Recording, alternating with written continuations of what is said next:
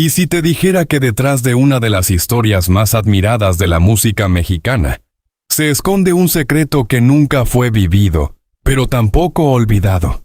¿Y si ese secreto no fuera un escándalo, sino algo mucho más complejo, más humano, más difícil de juzgar? ¿Puede una persona amar profundamente y aún así elegir no cruzar la línea? ¿Puede el silencio convertirse en la forma más dolorosa de lealtad? Bienvenidos a mi canal. Si te apasionan las historias que mezclan emoción, misterio y decisiones imposibles, te invito a que te suscribas ahora mismo, actives la campanita para no perderte ningún episodio y apoyes el contenido con un like o incluso con el botón de Super Thanks. Tu apoyo permite que sigamos explorando relatos como este, donde la verdad no siempre es lo que parece.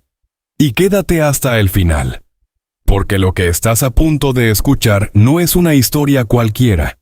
Antes de comenzar, es importante aclarar algo. El contenido presentado en este video forma parte de una narrativa basada en teorías, rumores en redes sociales y reconstrucciones con fines de entretenimiento. Ninguno de los hechos ha sido confirmado oficialmente, ni respaldado por pruebas legales concluyentes. Este canal no afirma la veracidad de lo que se cuenta, y se invita al espectador a mantener una mirada crítica y reflexiva. Durante décadas, el nombre de Flor Silvestre ha sido sinónimo de perfección artística y estabilidad personal. Su voz profunda y cargada de identidad se convirtió en un símbolo de la música ranchera. Su presencia en el cine, su elegancia en los escenarios y, sobre todo, su vida familiar junto a Antonio Aguilar, construyeron una imagen casi intocable. Para muchos, ella representaba lo que pocas figuras públicas logran sostener con el tiempo: coherencia, dignidad y una vida aparentemente sin fisuras. Pero hay algo que rara vez se dice en voz alta. Las vidas más ordenadas, las más admiradas, suelen ser también las más silenciosas en sus conflictos internos, porque no todo lo que duele se expresa. Y no todo lo que se siente encuentra un espacio donde existir. En los últimos años de su vida, lejos del ruido mediático, rodeada de recuerdos y de una calma que solo llega cuando el tiempo empieza a cerrarse, Flor Silvestre habría decidido compartir una verdad que la acompañó durante más de medio siglo, no como una confesión escandalosa, no como una traición, sino como un acto final de honestidad consigo misma. Una historia que no habla de infidelidad en el sentido convencional. No hay encuentros secretos documentados, ni pruebas de una relación consumada. Lo que hay es algo más difícil de explicar. Una conexión emocional tan profunda que nunca se convirtió en acción, pero que tampoco desapareció. Y es aquí donde aparece otro nombre. Uno que, en apariencia, pertenece a otra historia completamente distinta. Leo Dan. Un joven cantante argentino que llegó a México en 1970, con una carrera en ascenso y una sensibilidad artística particular. Nadie imaginaba que ese encuentro, aparentemente casual, marcaría un antes y un después en la vida emocional de ambos. ¿Qué ocurre cuando dos personas se reconocen sin haberse buscado? ¿Qué sucede cuando lo que nace entre ellos no tiene espacio en la realidad que ya han construido? ¿Se ignora, se enfrenta o se guarda para siempre? El primer encuentro tuvo lugar en un entorno profesional, en un estudio de grabación. Ella, consolidada, segura, admirada. Él, joven, observador, en proceso de descubrir un nuevo lenguaje musical. Todo parecía normal, pero a veces lo decisivo no ocurre en lo visible, sino en lo que apenas se percibe.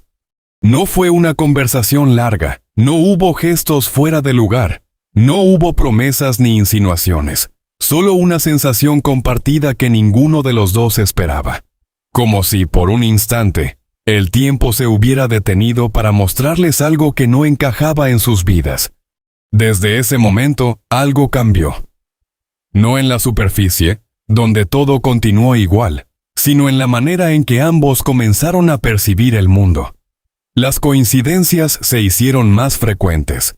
Los encuentros, aunque breves, dejaban una huella difícil de ignorar. Y sin embargo, cada uno mantuvo su lugar. Flor Silvestre siguió siendo la esposa ejemplar, la artista impecable, la madre presente. Antonio Aguilar, completamente ajeno a cualquier sospecha, continuó construyendo junto a ella una de las dinastías más importantes de la música mexicana. No había razones para dudar. Y eso es precisamente lo que hace esta historia tan compleja.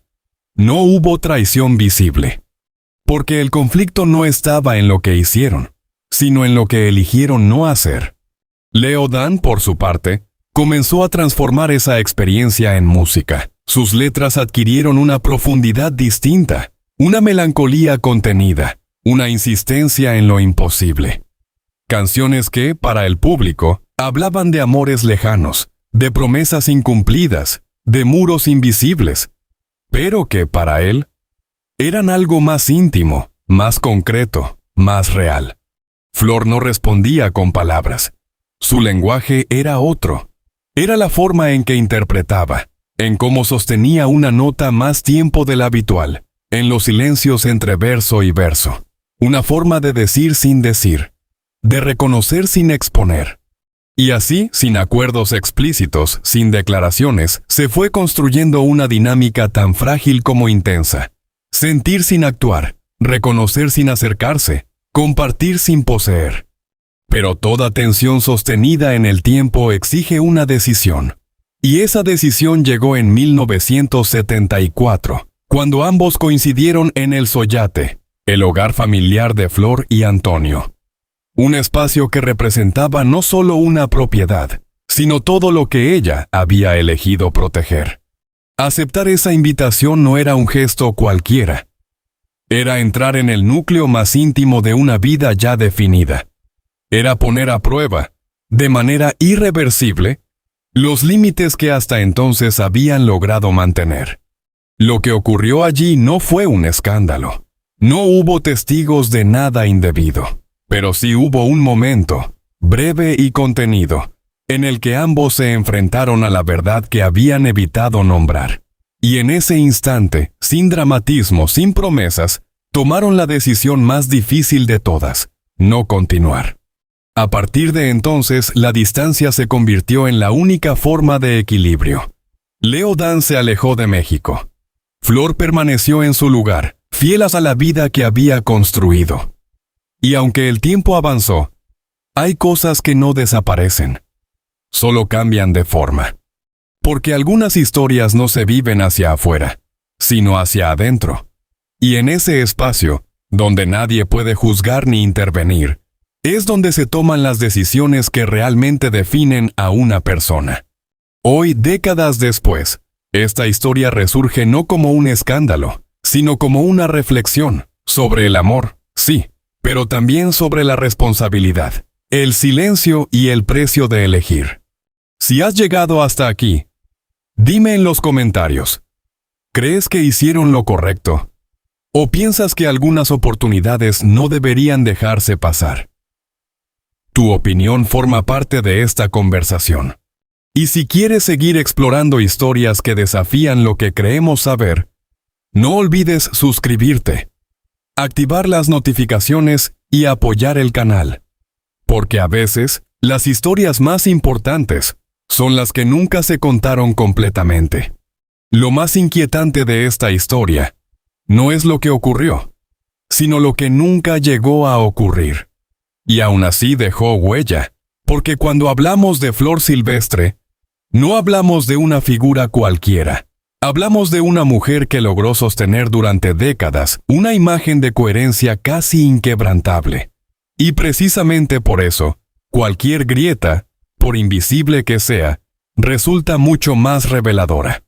Desde fuera, su vida parecía perfectamente trazada. Su relación con Antonio Aguilar no solo era sólida, era simbólica. Representaban una unión artística, familiar y cultural que trascendía lo personal. Eran para muchos una especie de ideal hecho realidad. Pero dentro de esa estructura tan definida, surgió algo que no estaba previsto. El encuentro con Leo Dan en 1970 no fue un accidente trivial.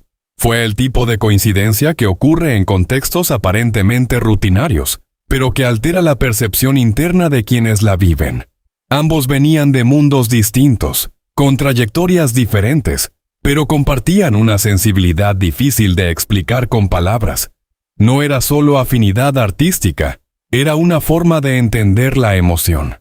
Y aquí es donde la historia adquiere profundidad, porque lo que sintieron no encajaba en ninguna categoría simple.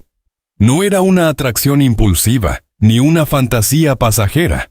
Era algo más estable, más silencioso, más peligroso precisamente por su claridad. Cuando dos personas reconocen en el otro una versión ampliada de su propio mundo emocional, ocurre algo que desestabiliza, no porque obligue a actuar, sino porque obliga a decidir.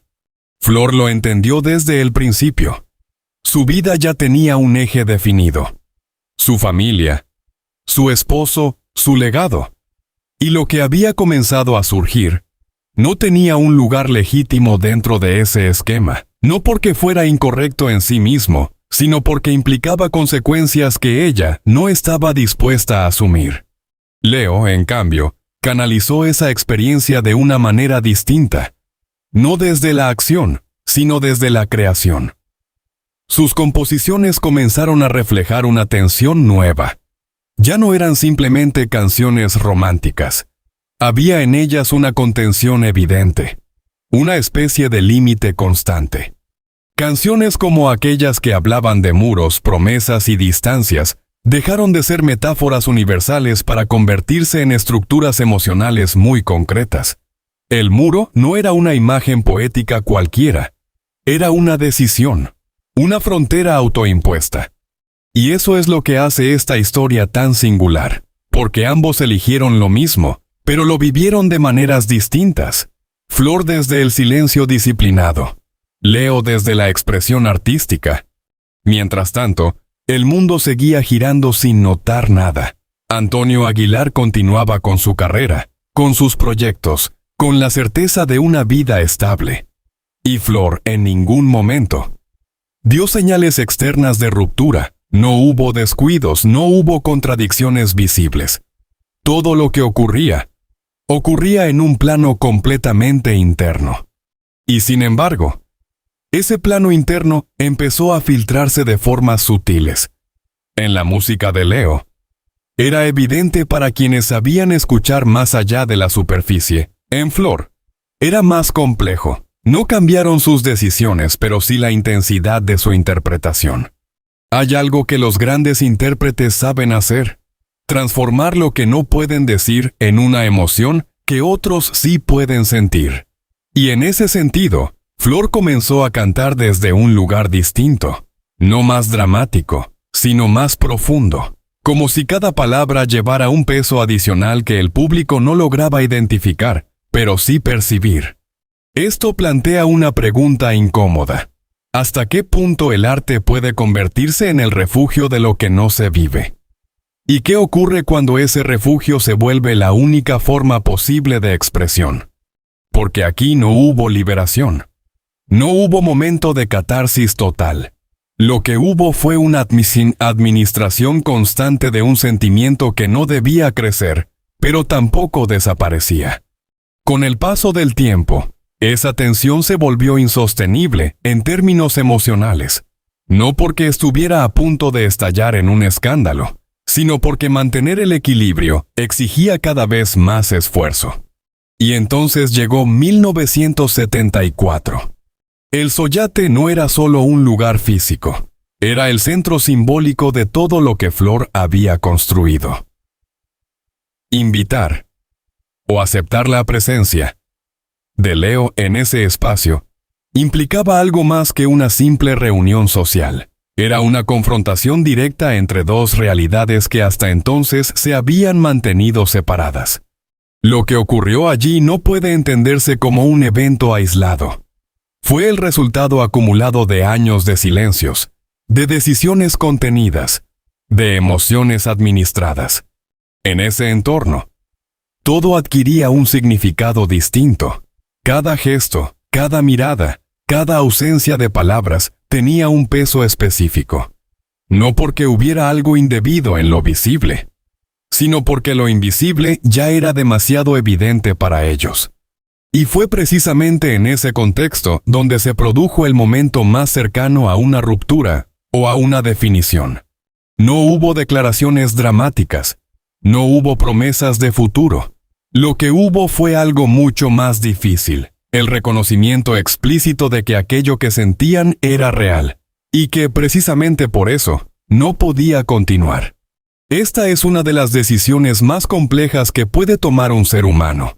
Renunciar no a algo que no existe, sino a algo que sí existe, pero que no debe desarrollarse. Leo entendió que permanecer en México significaba prolongar una tensión que no tenía salida. Y aquí aparece un elemento clave en el análisis: la distancia como forma de responsabilidad. Irse no fue una huida impulsiva. Fue una estrategia emocional. Una forma de preservar lo que no debía romperse. Flor, por su parte, eligió quedarse, pero quedarse no significaba ignorar. Significaba sostener una decisión todos los días, porque lo difícil no es elegir una vez, sino mantener esa elección en el tiempo. Y así, lo que podría haber sido una historia visible, se transformó en algo completamente distinto, una narrativa paralela, sostenida por la memoria, por la música y por una serie de acuerdos no dichos. Con los años la intensidad cambió, pero no desapareció. Se transformó en algo más silencioso, más integrado, pero igualmente presente. Esto nos lleva a otro punto clave. No todas las historias necesitan desarrollarse para ser significativas. Algunas adquieren precisamente su fuerza por lo que no ocurrió. Décadas después, cuando ambos ya habían recorrido la mayor parte de sus vidas, el reencuentro de 2015 no fue un intento de recuperar algo perdido. Fue, más bien, un acto de cierre. Dos personas que ya no necesitaban decidir, porque la decisión ya había sido tomada hacía mucho tiempo. Dos trayectorias completas que podían mirar hacia atrás sin urgencia, sin conflicto, pero con una claridad que solo el tiempo permite. En ese encuentro, lo importante no fue lo que se dijeron, sino lo que ya no era necesario decir. Y aquí aparece una de las reflexiones más profundas de toda esta historia. Hay elecciones que duelen, pero que al mismo tiempo construyen. Flor, en sus últimos años, no habló desde la culpa, habló desde la comprensión. Entendía perfectamente que lo que había sentido no invalidaba lo que había vivido. Que amar de una forma no elimina otras formas de amor. Y esta es quizás la idea más difícil de aceptar. Que el corazón humano no funciona bajo una lógica única. Ella ya eligió a Antonio Aguilar como su vida real, concreta, compartida. Eligió su familia, su historia, su legado. Y al mismo tiempo reconoció que existió otra forma de conexión que nunca se materializó, pero que dejó una marca.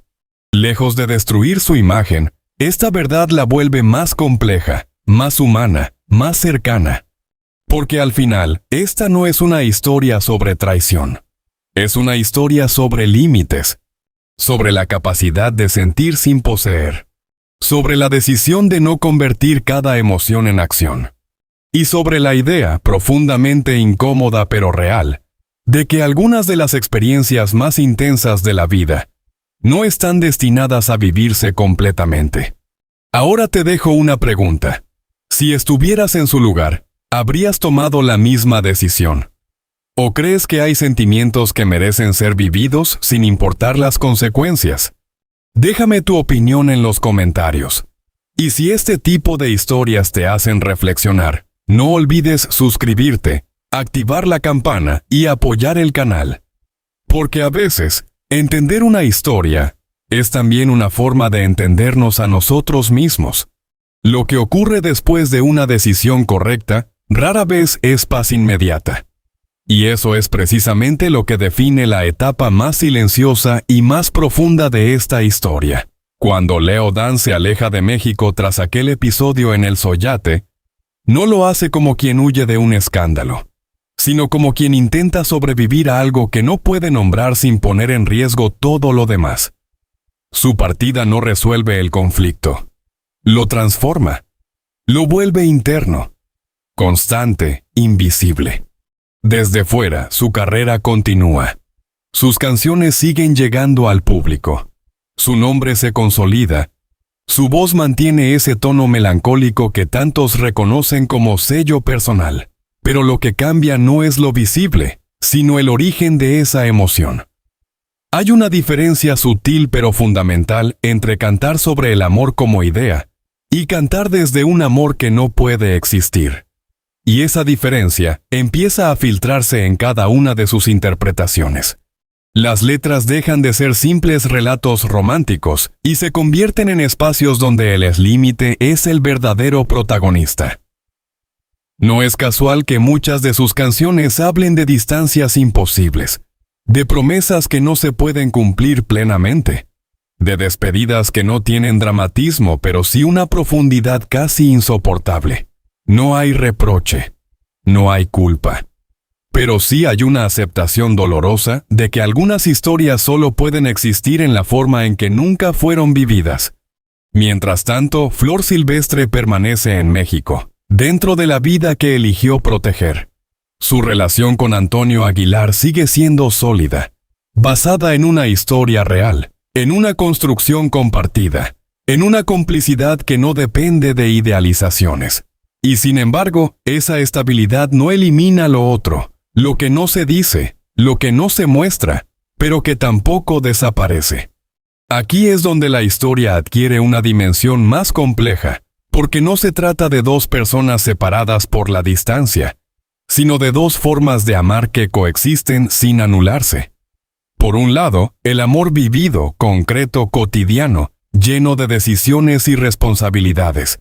Por otro, el amor no vivido, que no compite con el primero, pero que tampoco se diluye con el tiempo. Lo verdaderamente fascinante es que Flor no transforma ese sentimiento en culpa.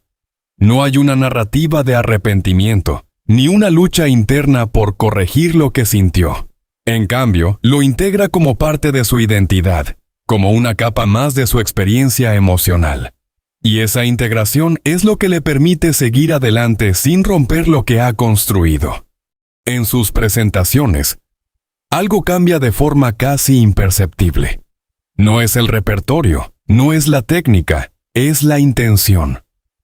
Hay una pausa más larga antes de ciertas frases, una forma distinta de sostener una nota, una mirada que parece dirigirse a un lugar que no está en el escenario. Para el público, esto se traduce en mayor intensidad, en una conexión más profunda.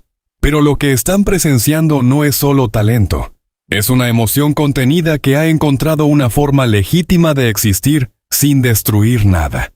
El paso del tiempo no elimina esa conexión, la redefine. Se vuelve menos urgente, menos dolorosa en su forma más evidente, pero más arraigada. Ya no es una tensión constante, sino una presencia estable, casi como un recuerdo que no pertenece al pasado, sino a una dimensión paralela del presente. Décadas después, cuando Leo Dan regresa a México en 2015, lo hace como un artista consagrado, pero también como alguien que carga con una historia que nunca tuvo cierre en términos convencionales. No hay cartas finales, no hay confesiones públicas, no hay escenas dramáticas. Lo único que existe es la posibilidad de un reencuentro que no busca revivir nada, sino entenderlo.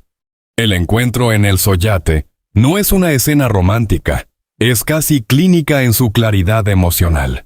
Dos personas mayores, con vidas completas, con decisiones asumidas, se sientan frente a frente no para preguntarse qué hubiera pasado, sino para confirmar que lo que hicieron fue lo único que podían hacer sin traicionarse a sí mismos. Y es en ese punto donde la historia alcanza su momento más revelador, porque la pregunta ya no es si hubo amor, ni siquiera qué tipo de amor fue. La verdadera pregunta es si un sentimiento necesita ser vivido para ser real, y la respuesta que ambos parecen compartir es que no. Flor reconoce ese vínculo sin dramatizarlo, sin elevarlo por encima de su vida real, pero tampoco minimizándolo. Leo, por su parte, no reclama nada, no sugiere que hubo una oportunidad perdida en términos trágicos. Ambos entienden que lo que existió no fue una historia incompleta, sino una historia distinta, una que se desarrolló bajo reglas que ellos mismos eligieron respetar. Esa comprensión elimina la necesidad de cierre. No hay nada que resolver porque no hay nada que haya quedado mal hecho. Lo que hubo fue una elección sostenida en el tiempo, repetida en silencio durante décadas, que permitió que todo lo demás permaneciera intacto. En los últimos meses de su vida, Flor no revisa esta historia con nostalgia, sino con claridad. No intenta reescribirla. No se pregunta qué habría pasado si hubiera actuado de otra manera. Lo que hace es reconocer que esa parte de su vida, aunque invisible para casi todos, fue esencial para entender quién fue. Cuando finalmente decide hablar de ello, no lo hace como una confesión escandalosa, sino como una afirmación serena. No busca cambiar la percepción pública, ni justificar nada. Simplemente coloca esa verdad en el mismo nivel que todo lo demás que vivió. Y aquí es donde la historia deja de pertenecer únicamente a ellos y empieza a interpelar a quien la escucha.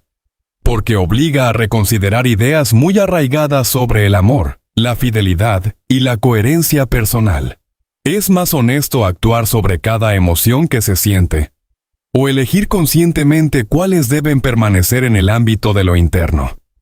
¿Es la renuncia una forma de pérdida? ¿O puede ser también una forma de construcción? La relación entre Flor Silvestre y Leo Dan no ofrece respuestas simples, pero sí propone una perspectiva poco común, que la intensidad de un sentimiento no se mide por sus consecuencias visibles, sino por la forma en que es sostenido a lo largo del tiempo. En ese sentido, lo que ellos compartieron no fue menos real por no haberse convertido en una relación. Al contrario, fue precisamente su imposibilidad lo que le dio forma, lo que lo mantuvo intacto, lo que lo convirtió en algo que no dependía de circunstancias externas para existir. Y tal vez esa sea la parte más difícil de aceptar, porque desafía la idea de que todo lo valioso debe concretarse. Aquí, lo valioso fue precisamente lo que no ocurrió. Lo que se decidió no vivir para preservar algo mayor. Al final, no queda una historia de amor tradicional, ni un escándalo oculto, ni una tragedia inconclusa. Lo que queda es algo más silencioso pero más persistente.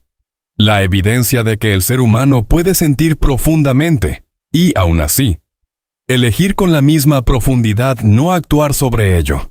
En el tramo final de esta historia, todo adquiere un significado distinto. Ya no se trata únicamente de un amor que no pudo ser, ni de una conexión silenciosa que sobrevivió al paso del tiempo. Se trata, en esencia, de una elección consciente, la decisión de priorizar aquello que define a una persona más allá de sus emociones. Flor Silvestre no fue solo una artista extraordinaria, sino también una mujer que entendió el peso de sus decisiones. En un mundo donde los impulsos suelen imponerse, ella eligió la contención. Eligió proteger su familia, su historia y su legado junto a Antonio Aguilar, aun cuando en lo más profundo de su ser existía un sentimiento que nunca desapareció por completo. Por su parte, Leo Dan transformó ese sentimiento en música. Cada letra, cada melodía, parecía contener fragmentos de una historia que nunca se contó abiertamente, pero que podía sentirse entre líneas. Esa es quizá la forma más pura de amor.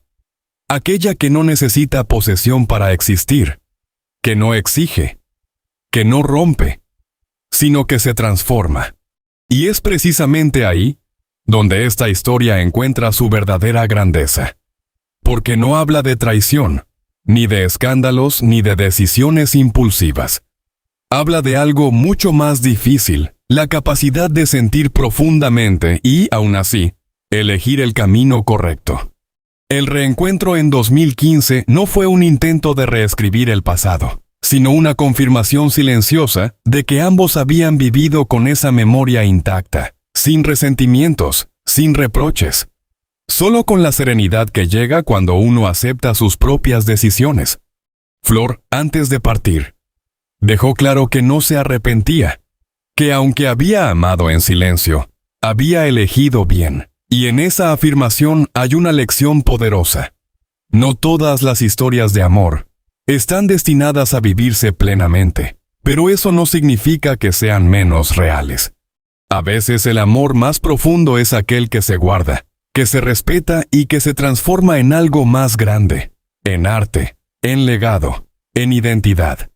Hoy, tanto Flor Silvestre como Leo Dan permanecen en la memoria colectiva no solo por su talento, sino por la profundidad emocional que lograron transmitir. Sus canciones, sus interpretaciones y sus historias siguen tocando a millones de personas porque nacen de experiencias reales, de emociones verdaderas. Y quizás al final, esa sea la mayor enseñanza de todas, que la grandeza de una persona no se mide solo por lo que siente, sino por lo que decide hacer con esos sentimientos. Si esta historia te ha hecho reflexionar, si te ha tocado de alguna manera, o te ha permitido ver el amor desde una perspectiva diferente, te invitamos a suscribirte al canal para seguir descubriendo relatos tan profundos y humanos como este. Porque detrás de cada gran artista, siempre hay una historia que merece ser contada.